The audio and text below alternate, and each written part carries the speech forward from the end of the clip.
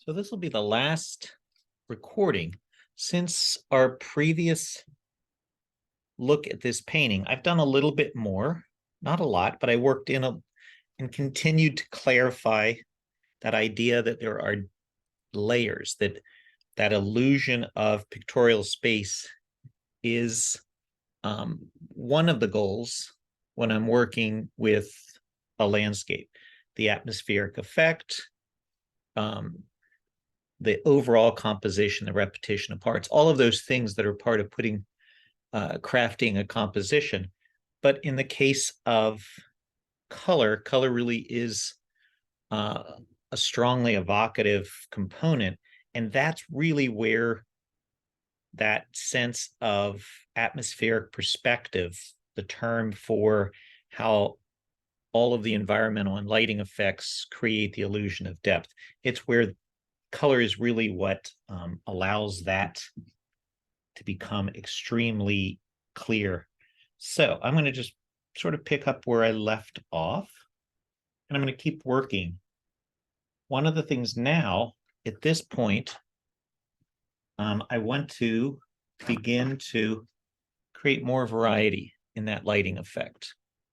So for example, there's very strong light that is being indicated coming down through this canopy. So these trees are going to need the trunks are not going to read as these solid single colors. So I'm going to pull some possible variations of values.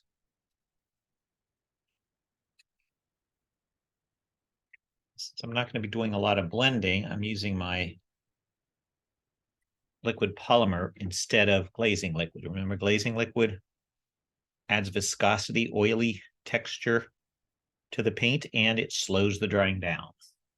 So I'm going to just create a sense that there are some areas where light is sort of penetrating that canopy and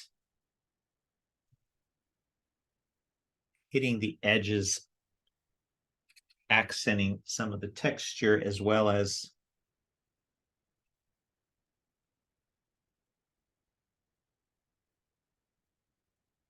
contours of the tree. So well, I've got this mixed. I'm going to use it on a couple places so that there's some variety in the way the light is hitting these different trees.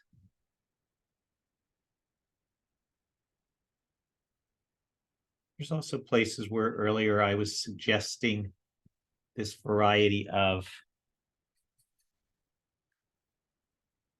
branches that are coming away from the main trunks.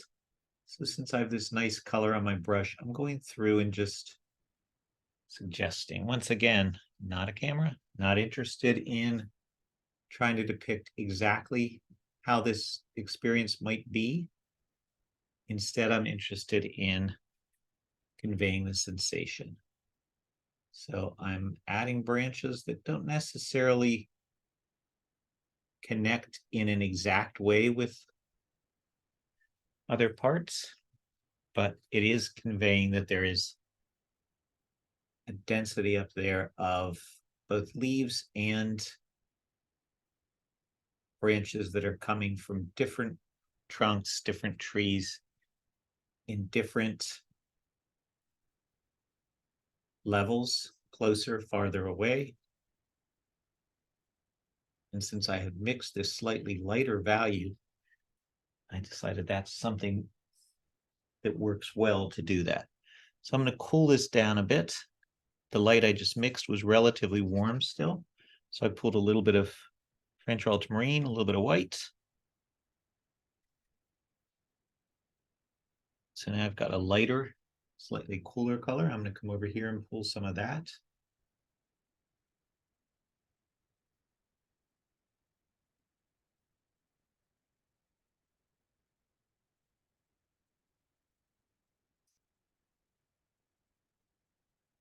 Enhance some of the chord where the light might be more brilliant within some of those variations that I was already indicating.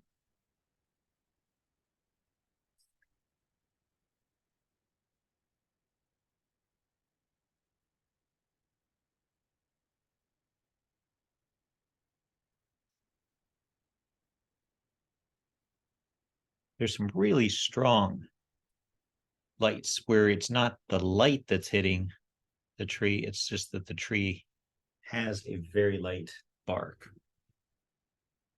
So I'm going to re-enhance those. Some of those have been sort of buried as I've worked through this.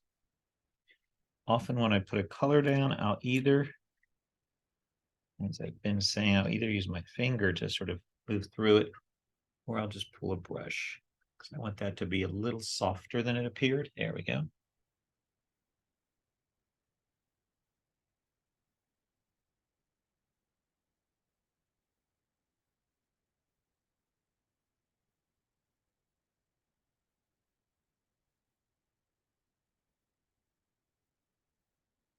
So what I'm doing with this brush when I'm bouncing it through there is not trying to erase, I'm just softening the color and pulling it in some places so that it appears that the foliage I've already begun to indicate is actually growing over some parts.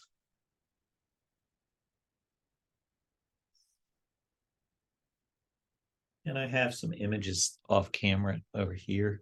So I've got 4 images there from the same part of the creek.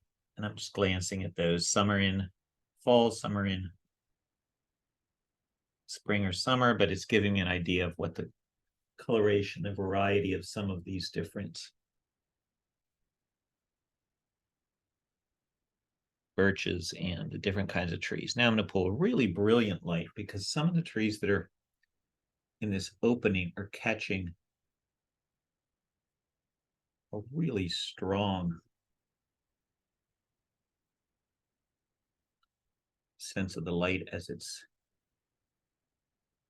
coming down through the trees. So I'm using a pretty brilliant light for some of those. And again, I'm just going to, using this to slightly soften those edges. I'll come up here. So this tree is big enough that when it gets up here to the top, it is catching distinctly more light. So I just added some contrast.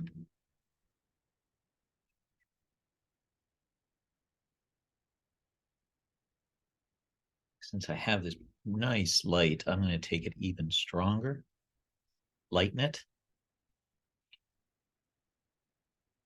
It's down on the ground. This mass of roots is catching an area of pretty brilliant sunlight. So I'm just going to go through and suggest with this even stronger light some of that variety.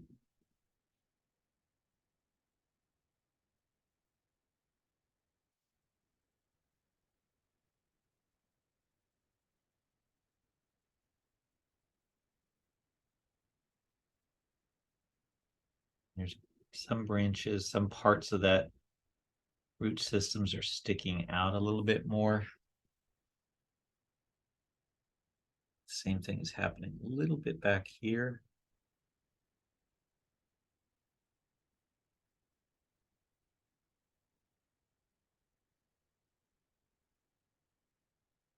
While I have this on my brush, I'm going to move back up on the palette. I still have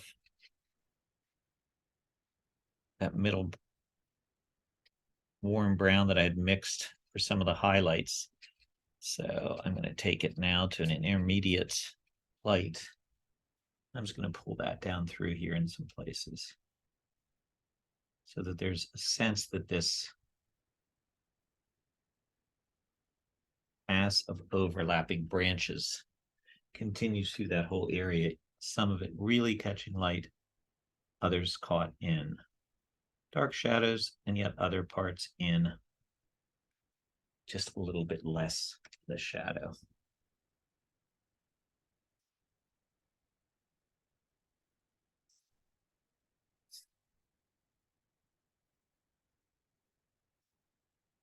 There's some variety of ground and roots that are showing, so I'm just very, very loosely suggesting some of that. Once again, as I keep saying, I'm not trying to make this have some kind of a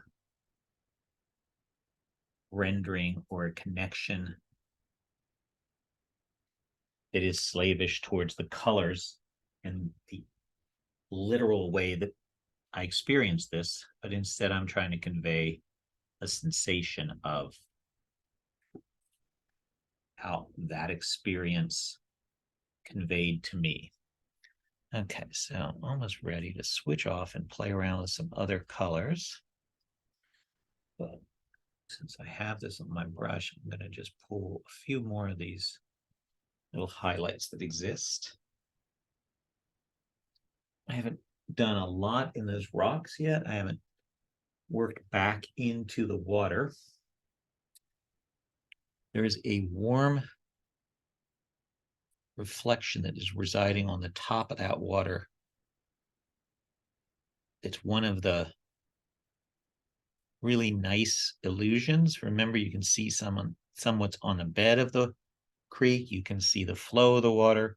You can see how light is hitting the surface of the water, plus you see all the reflections of what's around the water. So this is one of those effects that's hitting the surface. So I mixed a sort of warm value. I took it semi-transparent using the medium. And I'm going to just pull that through right over top what's there, indicating some of that light that would be flooding through and hitting parts of the surface of that water. And I'm looking, I think that could use a little bit more of a sense of that honeyish kind of yellow. So made it even lighter. And I'm going to come in and just push sort of in the middle of some of that reflection that I was already indicating. And I'll grab a nice soft flat. And I'm pulling that direction of the stroke both ways. Because then when I go through it, it has this sense of a transparency that is affecting the surface of the water versus some kind of a current.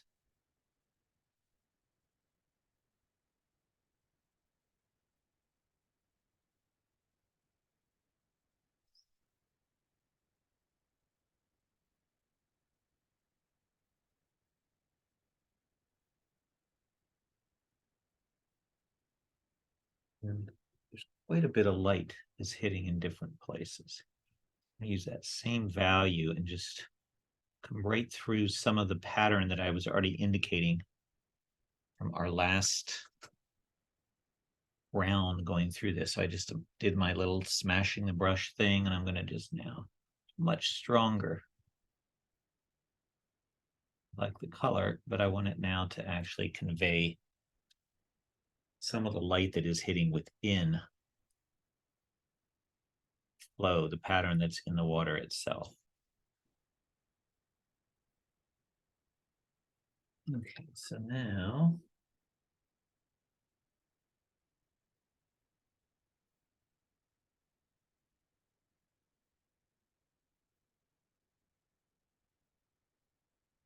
while I have that color, rocks are not gray. They're usually cool. So they have some blue, they have some brown. And since I have a lot of warm browns on my palette right now, I'm going to take advantage of that before those dry. And I'm just going to make some slightly lighter highlights, not as light as some that I'd already put in place.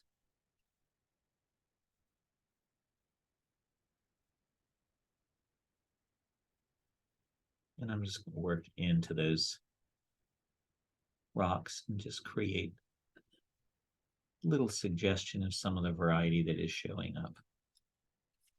And I'm going to go really light, create some highlights.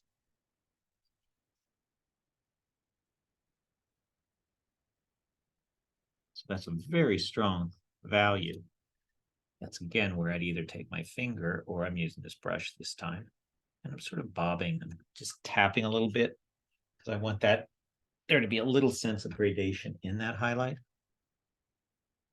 I also want it to feel like there are places where the light is streaming down and it's not hitting consistently over all the parts.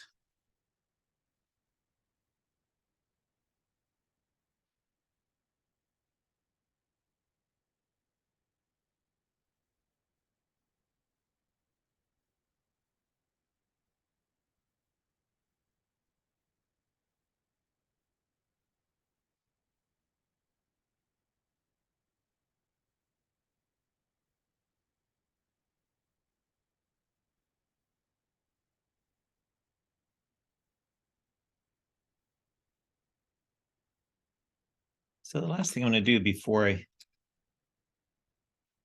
turn off this section and then just proceed to try to complete this painting is I'm going to go back into that water. You may remember I was trying to begin capturing the sense that there is reflection of the sky that's coming down through the trees, hitting the water. So my white is polluted, so I need to put some fresh white down.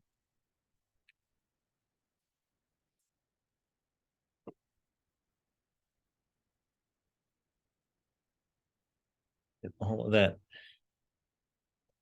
out of the brush because I like that brush. Let's try that again. So I'm going to mix towards that high contrast color that I see from the sky that is reflecting in current. So it's running with that texture of the water. I don't need this to stay wet blendable, so I'm putting in just liquid polymer, which is the base of acrylic paint. And I'm going to come back in here and I'm going to just accent some of these reflections that I already started working. So I'm using that brush that I just took and destroyed as those hairs are even coming out, somewhat in protest over the bad treatment of the brush. And the water is breaking over probably a row of rocks.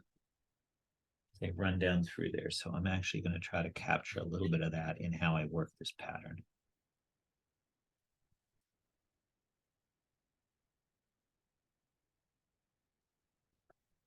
As soon as my brush starts to try to return to the shape it's supposed to have, I just smash it again.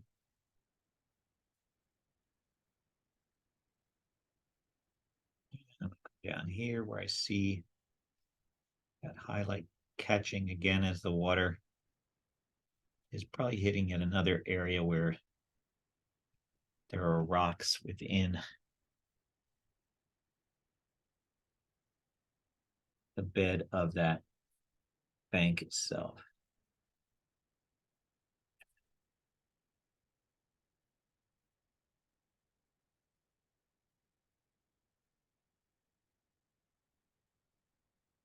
And these seem a little bit bright, but I don't mind that they're terribly bright because I can also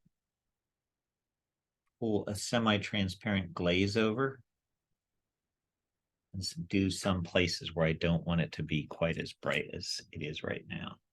So I just grab a dry,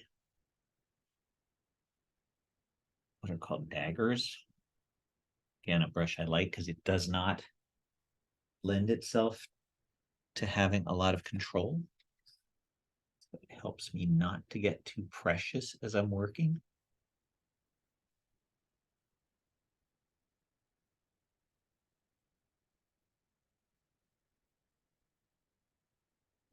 So with this nice brush load, I'm going to pull some of that brilliant green back in there that I can see is shimmering through, especially as you get toward the back there. I'm just coming in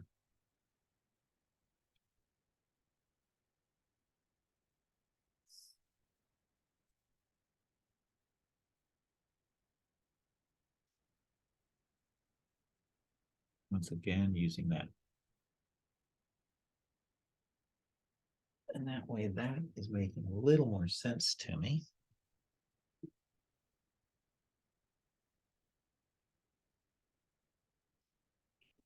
Just focus where I see a little bit more of that happening.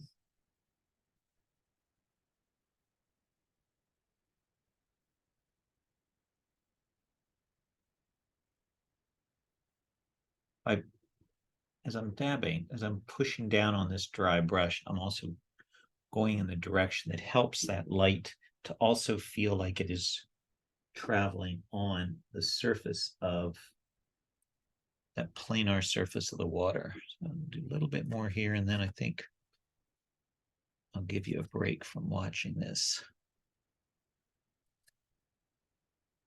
So I just took that same green that I was working with and pulled it distinctly darker.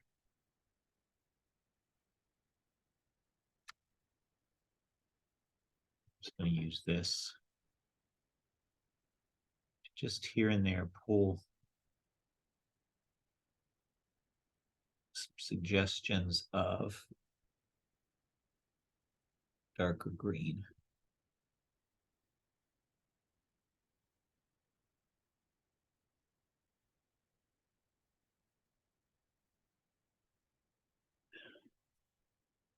And then when I look, this area has gotten a little flat. This area feels a little flat, but the color that I see is definitely a tone, which means white and black are mixed in with the color. So I'm going to do a little bit of that. So I'm purposely picking up color that will read definitely a little bit more toned, or desaturated would be a synonym for toned.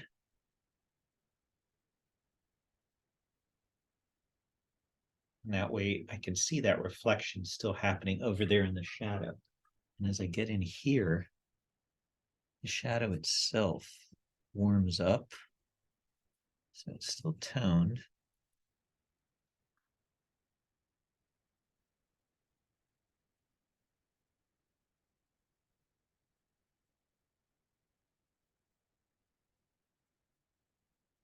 I'm just adding little bits of varieties of color.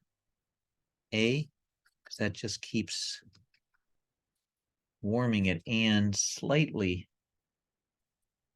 desaturating even what's there. So now I've got a heavily desaturated grayish green light, and I'm just going to pull a little bit of that through.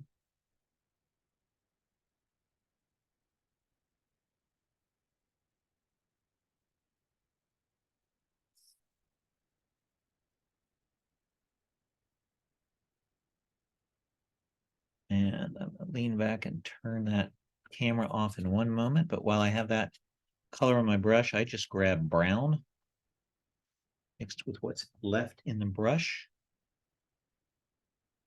A brush load of cadmium orange. And I'm going to just pull some of that through because I see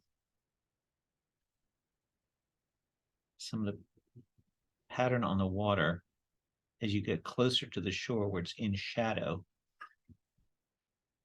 but it is still present. So I'm just using that nice warm brown. And I'm going to come down through here. Remember I said I can always slightly subdue that color. So the white's not going to go away. I should say that very, very pale sky blue. I just slightly cut it back. Take that same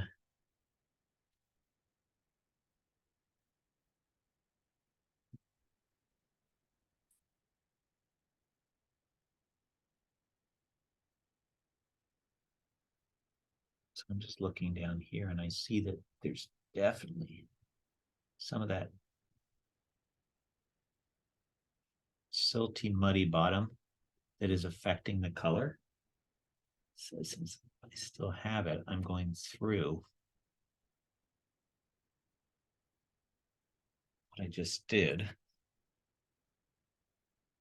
And that just helps to also accent that light is not, it's getting to the water, but it's not getting to the water evenly across the entire surface. So that helps to just warm that area up. So what I'm going to do after I turn off, I'm going to clarify a little bit more over here, and I'll keep working in what might be like another 60 to 90 minutes, and this painting will be wrapped up. And I will have it with me if you happen to be watching this at the gallery exhibit.